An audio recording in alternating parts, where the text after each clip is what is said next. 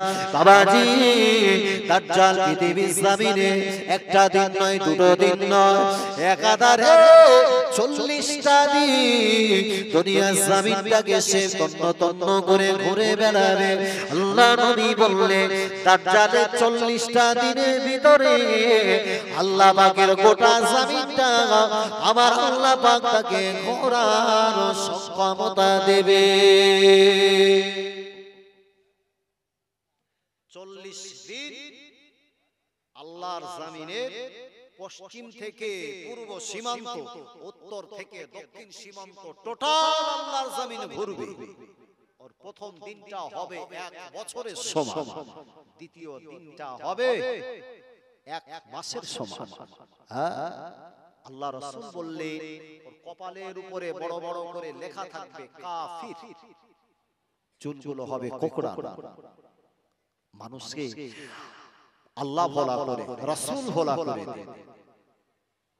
আল্লাহ নবী বললেন বাবা সাবিরা আমি আল্লাহ নবী জানিয়ে দিলাম, ও বাবা সাবিরা আমি আল্লাহ নবী ঘোষণা দিলাম ওই 40টা দিনে দাজ্জাল পৃথিবীর জমিনটা যদি ঘুরে বেড়ায়, কিন্তু না না আল্লাহ পাকের পবিত্র জমিন, আল্লাহ পাকের পবিত্র কিবলা যেখানে অবস্থিত ওই জমিনটা হলো মক্কাতুল মুকাররমা, দ্বিতীয় জমিনের নাম হলো মদিনাতুল মুনাওয়ারা, যেখানে আমার নবী জনম জনমের মতো ঘুমিয়ে।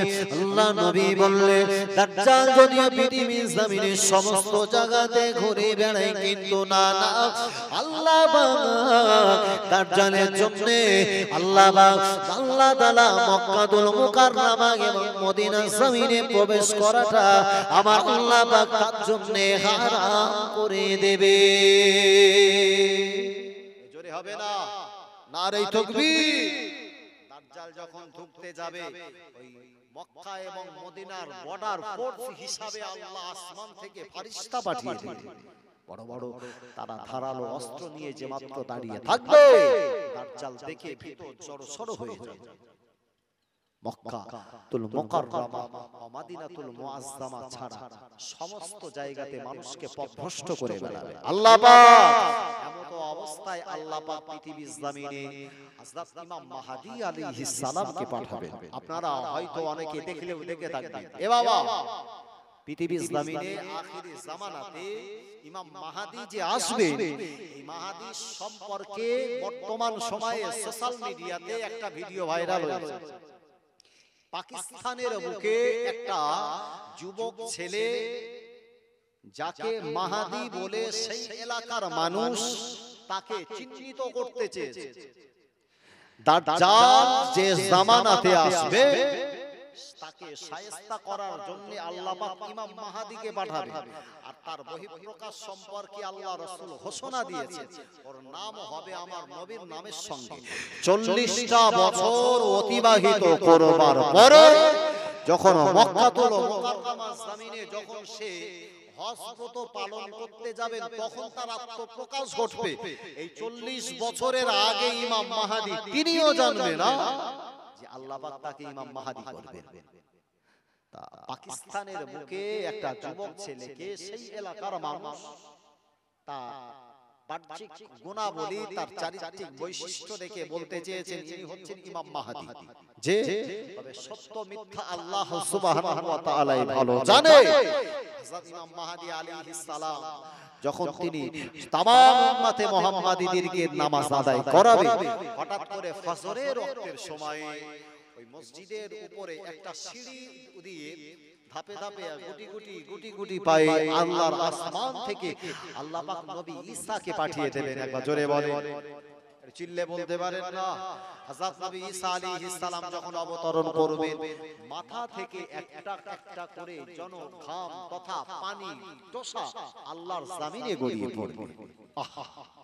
আল্লাহ নবী হযরত নবী ঈসা আলাইহিস সালাম জমিনের উপরে যখন অবতরণ করবে, ফজরের নামাজের সময় আল্লাহ আল্লাহ পাকের মনোনীত বান্দা হযরত ইমাম মাহদী আলাইহিস সালাম মুসলমানদেরকে নিয়ে তিনি নামাজ আদায় করানোর জন্য তৈরি হবে। ইমামতের জায়গায় হযরত ইমাম মাহদী দাঁড়িয়ে থাকবে, ওনার কদমের আওয়াজ শুনবা পরে উনি বুঝতে পারবেন আল্লাহ নবী হযরত নবী ঈসা আল্লাহর আসমান থেকে অবতরণ করে। আল্লাহ নবী ঈসা আলাইহিস সালামকে ওয়েলকাম জানানোর জন্য, সুস্বাগতম জানানোর জন্য উনি পিছন থেকে ইমাম মাহদী বলবে, ও আল্লাহ নবী ঈসা আপনি চলে আসেন, আপনি আমার জায়গাতে এসে মুসলমানদেরকে নিয়ে নামাজ আদায় করিয়ে দেন। আল্লাহ নবী হযরত নবী ঈসা আলাইহিস সালাম বলবে, ওগো আল্লাহ পাকের বান্দা, ওগো ইমাম মাহদী আমি পৃথিবীর জমিনে আল্লাহ পাকের সমাগে আমাকে নবী করে না, বরং আল্লাহ পাক দুনিয়ার জমিনে আমাকে সাধারণতম একজন উম্মত করে পাঠিয়েছে। জোরে হয় না? নারে তাকবীর। এই নবী ঈসা যদি দুনিয়াতে এসে নবী দাবি করে, তাহলে আমার নবী কি আর শেষ নবী হবে? আমার নবী শেষ নবী হবে না। সে কারণে হযরত নবী ঈসা রাহুল্লাহ আলাইহিস সালাম পরিষ্কার হযরত ইমাম মাহদী আলাইহিস সালামকে বলবেন, না আমি আপনার ইমামতিতে নামাজ আদায় করব। আল্লাহর নবী হযরত নবী ঈসা উম্মতে মুহাম্মাদীদের পাশে দাঁড়িয়ে, সাধারণ মুসলমানদের পাশে দাঁড়িয়ে নামাজ আদায় করবেন। নামাজ হয়ে যাবার পরে আল্লাহর নবী হযরত নবী ঈসা আলাইহিস সালাম এটা নিয়ে দাজ্জালকে তাড়া করবে। বাবাজি, যেমন পানি দেখলে লবণ যেমন ভীত সন্ত্রস্ত হয়ে যায়, আল্লাহ নবী ঈসা আলাইহিস সালামকে দেখবা করে সাথে সাথে দাজ্জালের অবস্থাটা কেমন হবে। ও আল্লাহ পাকের বান্দারা, ওই সময় লক্ষ্য করে দেখা যাবে দাজ্জালকে আল্লাহ নবী ঈসা আলাইহিস সালাম ওনাকে মারার জন্য দূর থেকে একটা তীর নিক্ষেপ করে আল্লাহ নবী ঈসা যখন তীর ছুঁড়বে, ওই তীরটা ছুটে ছুটে ছুটে ছুটে দাজ্জালের যখন লক্ষ্য ভেদ করে যখন তাকে ক্ষতবিক্ষত করবে, জমিনের উপরে দাজ্জাল মারা যাবে। আল্লাহ পাকের নবী হযরত নবী ঈসা আলাইহিস সালাম পৃথিবীর জমিনে আল্লাহ পাক তাকে দুনিয়া জমিনে আবার নতুন করে রাজত্ব কায়েম করার তৌফিক দেবে। ও আল্লাহ পাকের বান্দারা, আল্লাহ নবী ঈসা আলাইহিস সালাম পৃথিবীর জমিনে অবতরণ করবা পরে ওই সময় লক্ষ্য করে দেখবে আল্লাহ পাকের জমিনের উপরে আরো দুটো বিভৎস তথা হিংস্র জাতিকে আমার আল্লাহ পাঠিয়ে দেবে, যাদের সম্পর্কে আল্লাহ পাকের কোরআনে সূরাতুল কাহফের ভিতরে আল্লাহ পাক উল্লেখ করেছে ইয়াজুজ ওয়াল মাজুজ। যে সম্প্রদায় দুটোর নাম হলো ইয়াজুজ এবং মাজুজ, ওরা মূলত এই জামানার বাসিন্দা ছিলেন না, বরং ওদের সম্পর্কে ঐতিহাসিকগণ বলেছে ইয়াজুজ এবং মাজুজ তৎকালীন সমাজে আল্লাহ নবী নূহ আলাইহিস সালামের বংশধর ছিলেন। ও আল্লাহ পাকের বান্দারা, আমার নবী দুনিয়া জমিনে আসবার আগে আল্লাহ পাক পৃথিবীর জমিনে দুজন বাদশাকে পাঠিয়েছিলেন, দুটো মুসলিম বাদশা যারা দুনিয়া জমিনে এসে রাজত্ব করেছেন। ওরা পৃথিবীর জমিনে কোনো একটা দেশের রাজা ছিলেন না, বরং আল্লাহ পাকের টোটাল জমিনে যিনি একচ্ছত্র মালিক ছিলেন, ওনারা হলো আল্লাহ পাকের টোটাল জমিনের মালিকানার হকদার ছিলেন, যার প্রথম নাম হলো হযরত নবী সুলাইমান আলাইহিস সালাম। অপর একজন মানুষের নাম হলো বাদশাহ যুলকারনাইন। আল্লাহর কোরআন এ সম্পর্কে ঘোষণা দিলেন ওই দুটো জাতি ইয়াজুজ এবং মাজুজ, তারা মূলত সেই সময়কার বাদশাহ যুলকারনাইনের জামানা, যে সময় বাদশাহ যুলকারনাইন টোটাল আল্লাহর জমিনের একচ্ছত্র মালিক, একচ্ছত্র বাদশাহিত্ব করছেন। আর বাদশা তখন তিনি চিন্তা ভাবনা করে কিছু সাথী সঙ্গীকে নিয়ে চলে গেলে কোথায়? পূর্ব দিগন্তের উদ্দেশ্যে পাড়ি দিলে উনি সফররত অবস্থায় এশিয়া আফ্রিকা মহাদেশে একেবারে তিনি বহিঃপ্রকাশ তথা বাইরে গিয়ে উনি লক্ষ্য করে দেখলেন, মনে হলো এখান থেকে আল্লাহর জামিনের বোধহয় পরিসমাপ্তি ঘটেছে। মানে ঐতিহাসিকগণ বিবরণ দিয়েছেন, বাদশা জুলকারনাইন যে স্থান পর্যন্ত পৌঁছেছিলেন ওটা ছিল মূলত জাপানের একটা অঞ্চল, যে জায়গা থেকে সূর্য উদিত হওয়ার রাজ্য বলা হয়। ওই জায়গায় তিনি যখন পৌঁছে গেলেন, লক্ষ্য করে দেখলেন সেখানকার কিছু মানুষ আল্লাহর এই বান্দা হযরত বাদশা জুলকারনাইনের নিকটবর্তী চলে এসেছে। কে বাদশা জুলকারনাইন? যার কথা আল্লাহর কোরআনে বিবরণ দিলেন, আর এ সম্পর্কে মুফাসসিরে কেরাম বলেছেন তিনি পৃথিবীর জমিনে কোন নবী হয়তো ছিলেন না। তার পরিচয়, তিনি পৃথিবীর জমিনের হয়তো কোনো নবী ছিলেন না, তবে অধিকাংশ উলামায়ে কেরামদের ঐক্যমত মতানুসারে বাদশা জুলকারনাইন ছিলেন তৎকালীন সময়ের আল্লাহর একজন আবেদ বান্দা। একবার জোরে বলেন, বাদশা জুলকারনাইন তিনি যখন দেশের বাদশা, টোটাল আল্লাহর জমিনের বাদশা, ভারতবর্ষ বলেন, আমেরিকা বলেন, ইরাক বলেন, ইরান বলেন, পারস্য বলেন, যে এরকম করে টোটাল বিশ্বের বাদশাহিত্ব করছেন। উনি যখন গেলেন সেই একেবারে জাপানের সেই সমস্ত জায়গায় যখন তিনি উপনীত হয়েছেন, লক্ষ্য করে দেখলেন কিছু মানুষ তার নিকটস্থ হয়েছে, আর সেই জায়গাতে যাওয়ার পরে সেখানকার মানুষরা তাকে জড়িয়ে ধরেছে। আল্লাহর বান্দা ও জানেরা, বাদশা জুলকারনাইনকে দেখবার পরে মদিনা ওই সমস্ত মানুষেরা, ওই জায়গার মানুষেরা বলতে লাগে, ওগো বাদশা জুলকারনাইন, আমরা বড় মুসিবতে পড়েছি, আমরা বড় অসুবিধার ভিতরে আছি গো। আমাদের এই জায়গাতে দুটো হিংস্র স্বজাতি রয়েছে, ওরা পৃথিবীর জমিনের ফলমূলগুলো সবকিছুই তারা ধ্বংস করে দিয়েছে, সমুদ্রের পানি তারা খেয়ে ফেলে, আমাদের কিছু আহার দিয়ে রাখে না। ওগো বাদশা জুলকারনাইন, আপনি যদি তাদের থেকে আমাদেরকে একটু রেহাই করে, তাহলে আমরা নিজেরা বড় উপকৃত হব। পৃথিবীর জমিনে ওরা যখন কোনো খাদ্য না পায়, ওরা মানুষদের দেহ মাংসগুলা টেনে টেনে ছিঁড়ে খায়। ওরা আর অন্য কোনো জাতি নয়, ওরা হলো ইয়াজুজ এবং মাজুজ, এই হিংস্র জনগোষ্ঠী, এই দুর্ধর্ষ গোষ্ঠী, ওদের থেকে আমাদেরকে রক্ষা করে। আল্লাহর বান্দা বাদশা জুলকারনাইন কথাটা শুনবা পরে ওদেরকে বললেন, যদি তোমরা আমাকে সহযোগিতা করো তাহলে তাদের কাছ থেকে তোমাদেরকে আমি রেহাই দিতে পারি। আল্লাহ পাকের বান্দা বাদশা জুলকারনাইন তাদেরকে একত্রিত করে, সৈন্য সামন্তদেরকে একত্রিত করলে পাহাড় থেকে তারা পাহাড়ের টুকরাগুলো কিনে ওরা একাধারে একটা পাঁচিল নির্মাণ করেছে, উপর থেকে তারা সীসা টানতে শুরু করলেন। ও আল্লাহ পাকের বান্দারা, লক্ষ্য করে দেখা যায় বিশাল বড় পাঁচিল তৈরি করা হলো, শক্ত পাঁচিল তৈরি করেছে। ওই ইয়াজুজ এবং মাজুজের জনগোষ্ঠী থেকে এই সমস্ত নিরীহ মানুষগুলোকে বাঁচানোর জন্য বাদশা জুলকারনাইন তাদের মাঝখানে একটা পাঁচিল তুলে দিলে। বাদশা জুলকারনাইনকে তারা ডেকে বললেন, বাদশা জুলকারনাইন, আপনার এই কৃতজ্ঞতার কথা কখনো ভুলতে পারি না। আপনি আমাদেরকে যেভাবে সাহায্য করেছেন, আপনাকে কিভাবে কৃতজ্ঞতা প্রকাশ করাবো। যেমন আমাদের সমাজে লক্ষ্য করে দেখা যায়, কোন মানুষ যখন আমার দ্বারা উপকৃত হয়, ওই মানুষটা আমার উপকার করার পরিবর্তে আমার কিভাবে ক্ষতি হবে তার চক্রান্ত ষড়যন্ত্র দ্বারা আমার পাশে দাঁড়িয়ে আমার বিরুদ্ধে ষড়যন্ত্রের নকশা করে। এই ক্যাটাগরির মুসলমান আমার সমাজে আছে না নাই? এদের সম্পর্কে আল্লাহর কোরআন বলেছে, ইন্নাল মুনাফিকিনা ফিদ-দারকি আসফালি মিনান নার।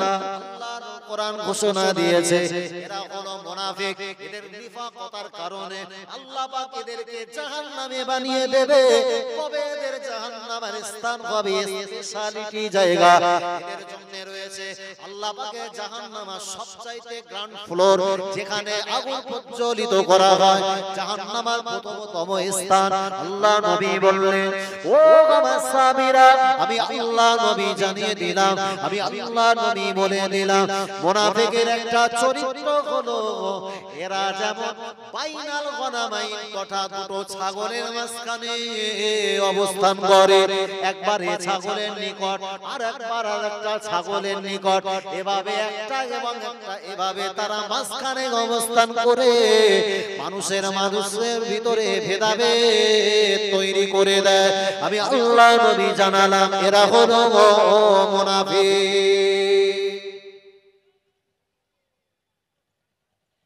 যুলকারনাইনকে ডেকে বললেন, আপনি আমাদের রেহাই দিলেন, এখন কিতাব সাক্ষ্য দিয়েছে বাদশা যুলকারনাইন তাদের জন্য যে প্রাচীর তৈরি করেছিলেন, ওরা প্রতিদিন নিজেদের আহারাদির জন্য ওই প্রাচীর ভাঙার জন্য যুবকেরা লক্ষ্য করে দেখা যায় ওই আজুজ এবং মাসুজ বিশাল জনগোষ্ঠী, ওরা যখন কিয়ামতের নিকটবর্তী সময়ে যখন আল্লাহর হুকুম হবে, ওদের ভিতরের একজন প্রতিনিধি বলবে, আগামী কালে সে আল্লাহ যদি চায় ইনশাআল্লাহ এখান থেকে শুরু করে আমরা আগামী কাল কাজে হাত দেব।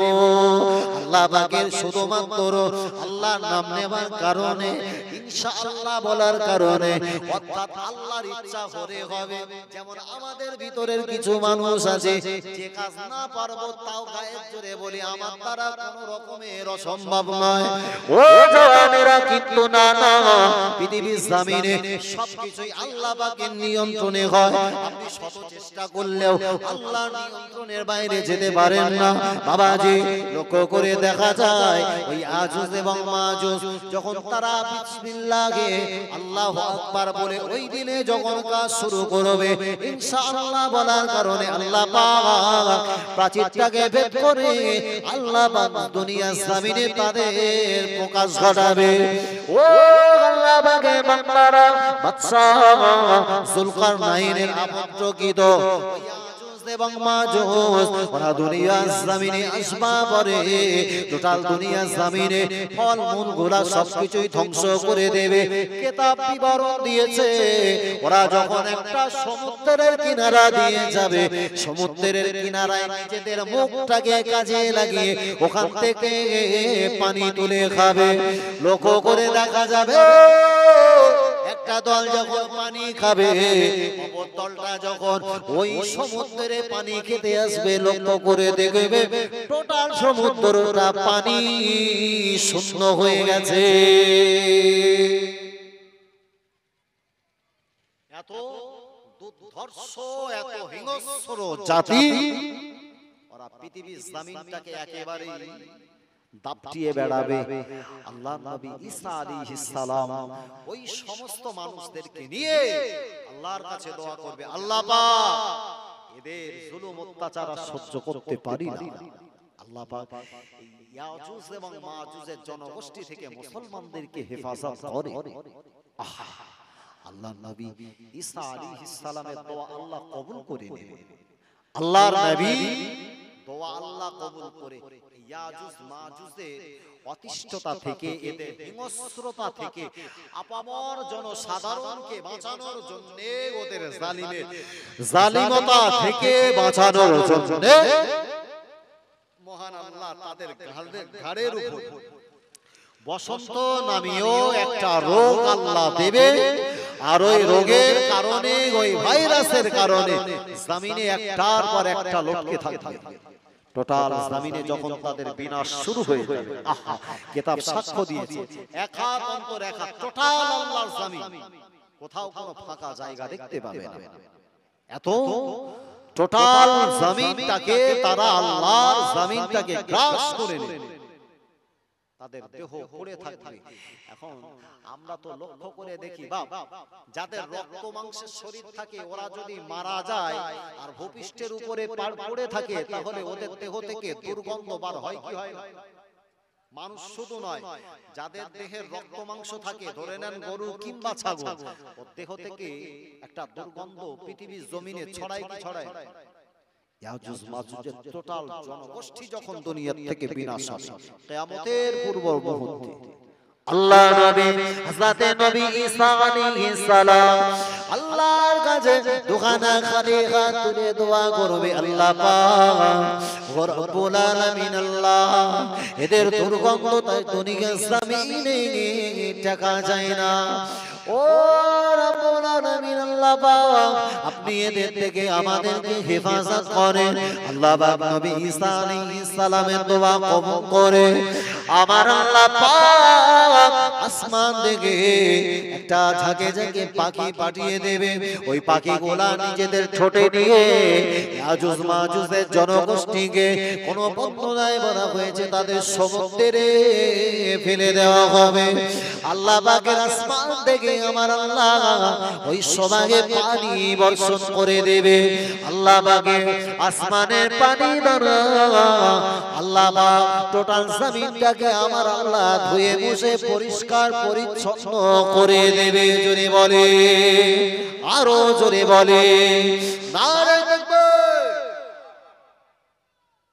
আল্লাহ রাসূল ঘোষণা দিলেন কিয়ামতের পূর্ব মুহূর্তে ইয়াজুজ মাজুজে দুনিয়ার জমিন থেকে বিনাশ হবার পরে আল্লাহ পাক কিয়ামতের আগে টোটাল জমিনে আল্লাহ এতটা বরকত ঢেলে দেবে তাজ্জব হয়ে যাবেন। আল্লাহর নবীর হাদিস দ্বারা প্রমাণ মেলে আল্লাহ টোটাল জমিনে এত বরকত ঢেলে দেবে, একটা আঙ্গুর একটা আপনার ডালিমের ফল বিশিষ্ট কোন ফল যদি একটা জনগোষ্ঠীর জন্য যদি খেতে দেওয়া হয় তা ওই একটা ডালিম একটা জনগোষ্ঠীর জন্য তাদের পেটের আহার তথা ক্ষুধা নিবারণ করার জন্য একটা ফল যথেষ্ট হবে। একবার জোরে বলবেন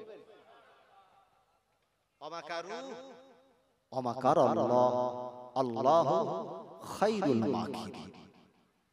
পৃথিবীর জমিনে মানুষের কৌশল সমস্ত কৌশলের চাইতে আমার স্রষ্টা আল্লাহর কৌশল পৃথিবীর বুকে সবচাইতে উৎকৃষ্ট এবং বিজয় লাভ করবে।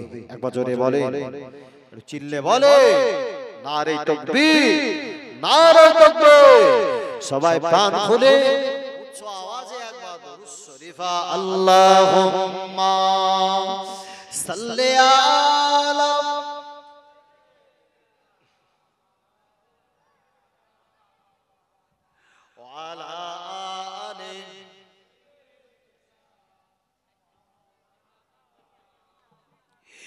ইয়া আল্লাহু ইয়া রহমান ইয়া রহিম ইয়া করিম। জোরে বলে সুবহানাল্লাহ। এবার করোনা ভাইরাস আমাদের থেকে পার হয়ে গেছে, এমন করে বলতেছেন যেন সেই ভাইরাসে অ্যাটাক হলি যেন আমার গালের বন্ধু আরেকজনের কাছে গেলি ওরও ধরতে পারে ওই রকম। সুবহানাল্লাহ বলতে সুবহানাল্লাহ। একটু জোরে সরে ঝেড়ে ঝেড়ে তাকবীর দাও তো, নারে তাকবীর।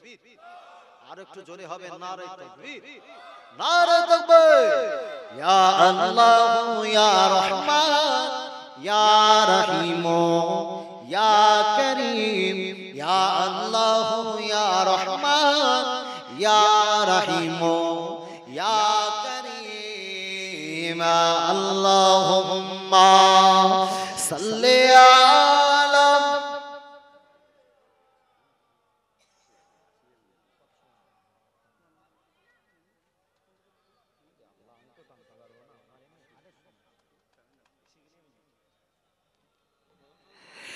अरो बाला नाम तेरा कुन फायकुन है काम तेरा जिक्र सुबह शाम तेरा ला इलाहा इल्लल्लाह या अल्लाह या रहमान या रहीम या करीम या अल्लाह या रहमान या रहीम या करीम अल्लाहुम्मा सल्ली अला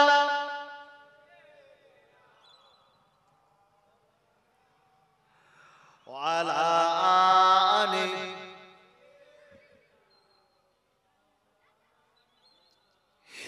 नूरे मोहम्मद जब चमका सल्ले अला का शोर हुआ जर्रा जर्रा कहने लगा লা ইলাহা ইল্লাল্লাহ। একটু জোরে বলেন না সুবহানাল্লাহ। আর একটু জোরে হয় না?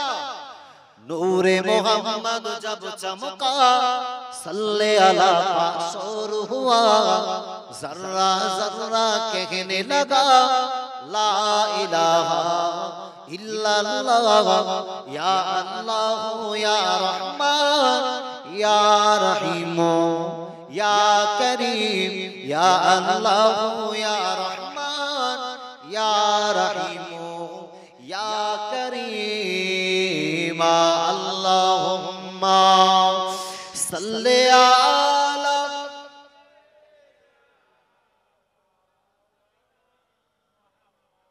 वाला आलिहि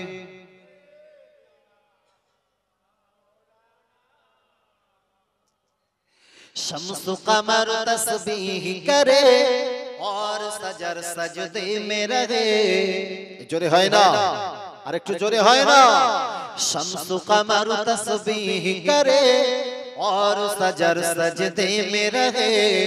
जिक्र चरिंदे परिंदे करे ला इलाहा इल्लल्लाह या अल्लाह या रहमान या रहीम या करीम या अल्लाह या रहमान या रहीम या करीम अल्लाहुम्मा सल्ले अला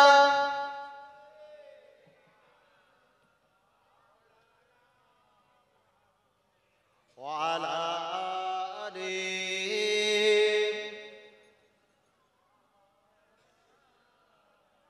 আমার ভাইরা, জওয়ানেরা, যুবকেরা, মুরব্বিয়ানেরা, পর্দানা সিনেমা ও বোনেরা, আলোচনা শুনলাম। পৃথিবীর বুকে যদি আমার জীবনটাকে আমি আলোকময় করতে চাই, তাহলে প্রিয় নবীর সুন্নাতগুলোকে আমার জীবনে আঁকড়ে ধরতে হবে। আমার ভাইরা, পৃথিবীর বুকে যদি আপনি নবীর সুন্নাতকে আঁকড়ে ধরতে পারেন, এহ জগতে আপনার শান্তি মিলবে, পর জগতে আল্লাহ আপনার জন্য দয়ার জান্নাতের বাসিন্দা করে দেবেন। একবার জোরে বলুন সুবহানাল্লাহ। আমি বলছিলাম যে পৃথিবীর জমিনে এক শ্রেণীর মানুষ যারা মনে করে পৃথিবীর বুকে যে বেহায়াপনাটা আজকে চরম হারে বিস্তার লাভ করেছে, দেখবে বর্তমান সময়ের জন্য ইয়াংস্টার যুব সমাজ তথা পাশ্চাত্য দেশের অনুকরণে আধুনিকতর যুগের সবচাইতে একটা পছন্দনীয় একটা বাক্য মানুষ আমার সমাজের ছেলে মেয়েরা ব্যবহার করে, যা বলা হয় লিভ ইন রিলেশন। মানে যে রিলেশন তথা যে সম্পর্কে কোন বৈবাহিক সম্পর্ক তথা বৈবাহিক বন্ধন থাকে না। দেখবেন এই সম্পর্ক পৃথিবীর জমিনে বৈবাহিক সম্পর্ক ছাড়া বিবাহ বহির্ভূত সম্পর্কে একই সঙ্গে নারী এবং পুরুষ দুজনে একসঙ্গে থাকতে কোনো অসুবিধা নয়, যেটাকে মূলত সুপ্রিম কোর্ট থেকে মামলা করে সেটাকে রায় দেওয়া হয়েছে। এ জাতি যদি কোনো ছেলে এবং মেয়ে বিবাহ ছাড়া যদি তারা নিজেদের আন্ডারস্ট্যান্ডিং এ যদি একসঙ্গে থাকতে চায়, তাহলে এতে কোনো সাংবিধানিক কনস্টিটিউশন রুলস অনুযায়ী তার এগেইনস্টে কোনো রকম কোনো পদক্ষেপ নেওয়া হবে না। কিন্তু জানবেন পৃথিবীর বুকে যে সুপ্রিম কোর্টের সঙ্গে মামলা করে যুব সমাজকে আজকে নোংরামির দিকে ঠেলে দেওয়া হয়েছে, একটাবার আমাকে ভাবতে হবে, এ বাবা যদি বিবাহ বহির্ভূত কোন সম্পর্কের যদি কোনো সন্তান পৃথিবীর বুকে আসে, ওই সন্তানটা আজকে যদিও তাকে বাপ অথবা মা বলে ডাকে, কিন্তু যার মাঝখানে কোনো সম্পর্কের কোনো নাম থাকে না, সেটা যদি আলাদা হয়ে ডিভাইডেশন পৃথকীকরণ হয়ে যায়, মা বলে ডাকবে কাকে আর বাপ বলে ডাকবে কাকে? বোঝেন না? সমাজের এক শ্রেণীর ছেলে এবং মেয়ে যারা নাপাক রিলেশন তথা সম্পর্কে জড়িয়ে, অনেক সময় আমরা সোশ্যাল মিডিয়াতে লক্ষ্য করে দেখি কিছু কিছু অসভ্য কিছু কিছু বর্বর ক্যাটাগরির ছেলে মেয়ে একসঙ্গে রাত্র যাপন করবার পরে কিছুটা দিন অতিবাহিত হওয়ার পরে ওই মেয়েটা সন্তান সম্ভব হয়। যে সন্তান সম্ভব মেয়েটা অবৈধ সম্পর্কের কারণে যার উদরে পেটে বাচ্চা আসে, সেই বাচ্চাটাকে এক পর্যায়ে সমাজের মানুষের কাছ থেকে লজ্জা ঢাকবার জন্য, নিজের সম্মান ঢাকার জন্য নার্সিং হোমে গিয়ে তার উপযুক্ত একটা সুব্যবস্থা করে আসে। ছি ছি ছি, পৃথিবীর বুকে এর চাইতে বড় জালিম আর কে হতে পারে? অনেক সময় এত বাবা বিবাহ বহির্ভূত সম্পর্ক বললাম, অনেক সময় তো লক্ষ্য করে দেখা যায় আমার সমাজের কিছু ছেলে আছে যারা বইয়ের প্রতি প্রেসার ক্রিয়েট করে পেটের বাচ্চাগুলোকে নষ্ট করে। 6 মাস অতিবাহিত হয়েছে, সেই সন্তানটাকে নষ্ট না করলে তাকে ডিভোর্স তথা আপনার পৃথক করার হুমকি ধমকি দিয়ে থাকে। নিছক জানবেন আপনার সঙ্গে তার একটা সুসম্পর্কের দ্বারা বা আপনি তার সঙ্গে রাত্র যাপন করেছে, তার কারণে যে পৃথিবীর বুকে একটা সন্তান এসেছে, যে আপনাকে তো জানতে হবে আপনার 2 মিনিটের মজা অন্যের জন্য হলো, সেটা তো সারা জীবনের সাথে। যে বাচ্চাটাকে আপনি জীবন্ত হালাতে তার মায়ের উদরে তথা মায়ের পেটের ভিতরে আপনি সেখানে মেডিসিন প্রয়োগ করে অথবা সেখানে অস্ত্র প্রচার করে বাচ্চাটাকে কেটে কেটে নষ্ট করলেন, এ রাইট আপনাকে কে দিয়েছেন? আল্লাহ পাক কিয়ামতের মাঠে আপনাকে জিজ্ঞাসা করবেন, হে আমি আল্লাহ পৃথিবীর জমিনে আমার বান্দাকে মারার তো তোমাকে কোনো রাইট তথা অধিকার আমি আল্লাহ দিই, তুমি কিসের ভয়ে? কিছু কিছু মানুষের মনে হয়তো এমনও ডাউট হয় যে 3টে কোচির বাপ, আবার পরপর আবারও একটা কোচি সন্তান সম্ভব, এখন এই 3টে কোচিটাকে সুন্দরভাবে লালন পালন করতে পারিনি, তারপরেও যদি আরেকটা কোচি আসে সে কোচিটাকে লালন পালন করতে গেলে তার ভবিষ্যৎটাকে যদি বানাতে হয় তাহলে আমাকে হয়তো কোনো সমস্যার মুখোমুখি হতে হয়। সেই কারণে পেটের ভিতরে অনেকে বাচ্চা নষ্ট করে, কিন্তু জানবে একটা বাচ্চা পেটের ভিতরে আসবার পরে মহান আল্লাহ সেই সন্তানের জন্য আল্লাহ আসমান থেকে আল্লাহ তার রিজিক তার ভবিষ্যৎ আল্লাহ সবকিছুই নির্ধারণ করে পাঠিয়ে দেন। একবার জোরে বলবেন না? চিল্লে বলতে পারেন না? আল্লাহ পাক কিয়ামতের দিন ময়দানে মাশারে ওই পিতা মাতাকে উদ্দেশ্য করে জানাবে, ও বাবা বান্দি, কি কারণে আমার বান্দাটাকে উদরের ভিতরে নষ্ট করলে? আমি আল্লাহ পাক আজকে তোমাদেরকে পৃথিবীর জমিনে মানুষ হত্যা করার সমস্ত রকম পাপগুলো তোমাদের উপরে চাপিয়ে দিলাম। ও আল্লাহ পাকে বান্দারা, আল্লাহ পাকে নবী বিশ্ব নবী সাহাবারা তারা উল্লেখ করেছেন, বাবা যে বৈজ্ঞানিক রীতিনীতি অনুযায়ী বাবা যে ইসলাম শরিয়াতে আপনাকে রাইট দিয়েছে শুধুমাত্র দুটো অথবা একটি শর্ত সাপেক্ষে আপনি বাচ্চাটাকে যদি ইচ্ছা করেন ওর মায়ের উদরে আপনি নষ্ট করতে পারেন। বাবাজি ইসলামী শরিয়াতের আইন অনুযায়ী গর্ভবতী সন্তান মায়ের উদরে 120 দিনে যতদিন তিনি অতিবাহিত হলে 120 দিন সন্তান মায়ের উদরে যখন থাকে আমার আল্লাহ পাক ওই মায়ের উদরে সন্তানের রূহিতে আমার আল্লাহ পাক রূহটাকে পাঠিয়ে দেয়। 120 দিনের আগে যার পরিপূর্ণ গঠন প্রণালী তৈরি হবার পরে যার অন্তরে আল্লাহ রূহ ফুঁকে দেন না, এমন সন্তান আম্মা জানের উদরের ভিতরে থাকবা পরে যদি আপনার আপনাকে ডাক্তার যদি আপনাকে সাজেস্ট করে ওই সন্তান যদি মায়ের উদরে থাকে, মা যদি 10 মাস বাচ্চাটাকে পেটে রাখে, আম্মা জানের জীবন নাশ হতে পারে, আম্মা জান মারা যেতে পারে, আম্মা জানের জীবনটাকে দুনিয়া জমিন থেকে চলে যেতে পারে। তাই ডাক্তার আপনাকে যদি সাজেস্ট করে ওই অবস্থাতে 120 দিনের আগে আপনি বাচ্চাটাকে নষ্ট করতে পারে।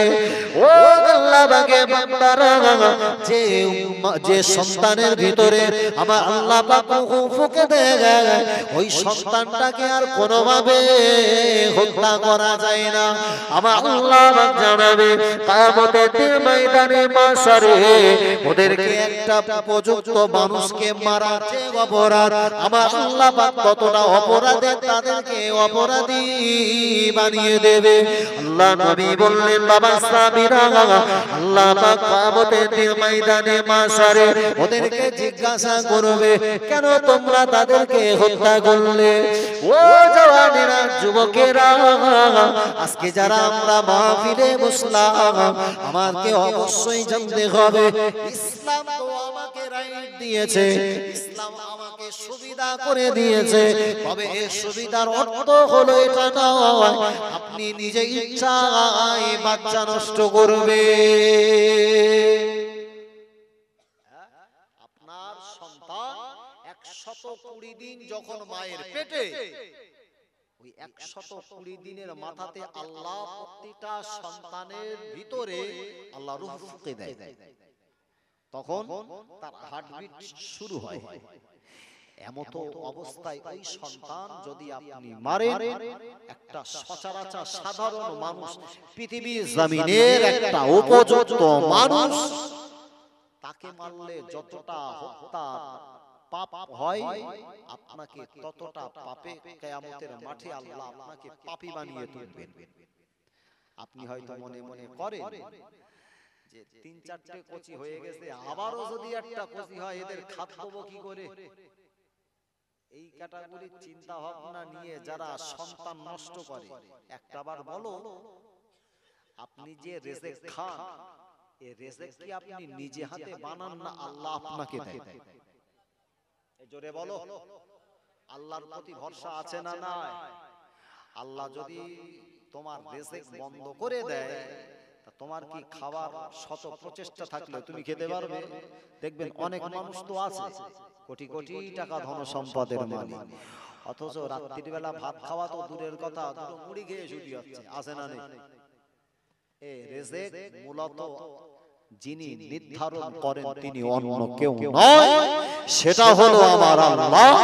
আপনি পৃথিবীর জমিনের একটা সাধারণ সৃষ্টি জীব, আপনার চাইতে বিশাল বিশাল আকৃতির আল্লাহ প্রাণী, আল্লাহ সমুদ্রের মাঝখানে আল্লাহ সৃষ্টি করে রেখেছে। তাদের কি কোনোদিনে আপনার রিজিকের এক মুঠো রিজিক তাদের জন্য ছড়িয়ে দিয়ে এসেছে?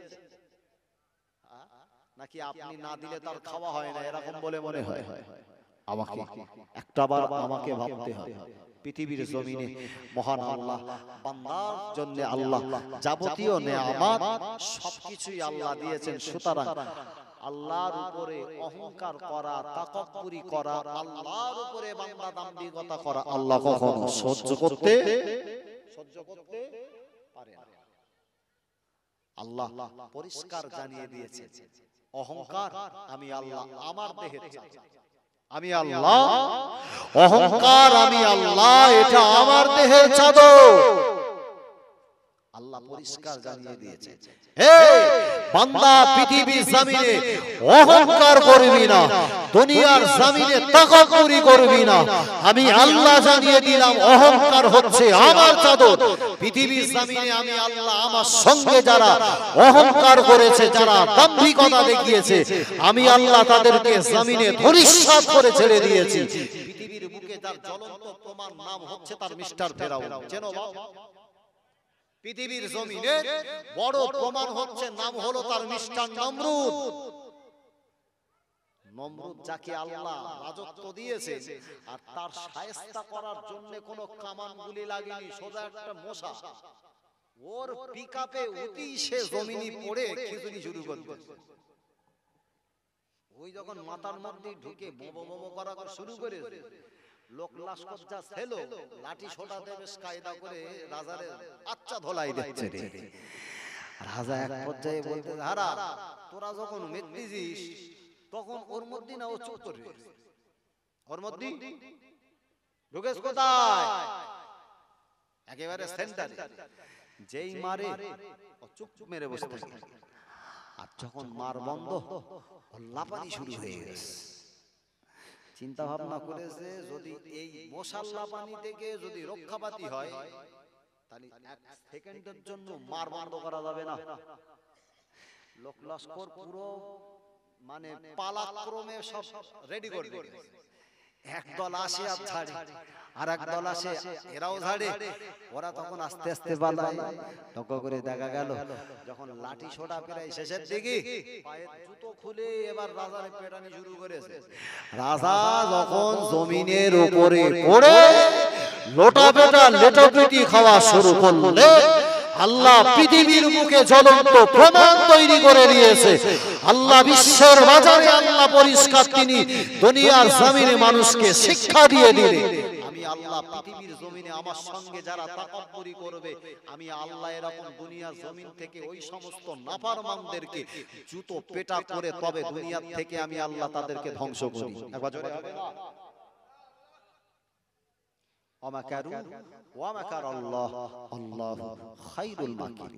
আপনি জানবেন, আপনি দেখবেন তাকাব্বুরি অহংকার বাদশা মিস্টার নামরুদ ফেরাউনের নাম শুনেছেন, কিন্তু আমাদের এই 24 পরগনায় আল্লাহর সঙ্গে তাকাব্বুরি বড়াইত্ব করেছিল তৎকালীন সময়ের একজন রাজা। দেখবেন সচক্ষে দেখে আসবেন, উত্তর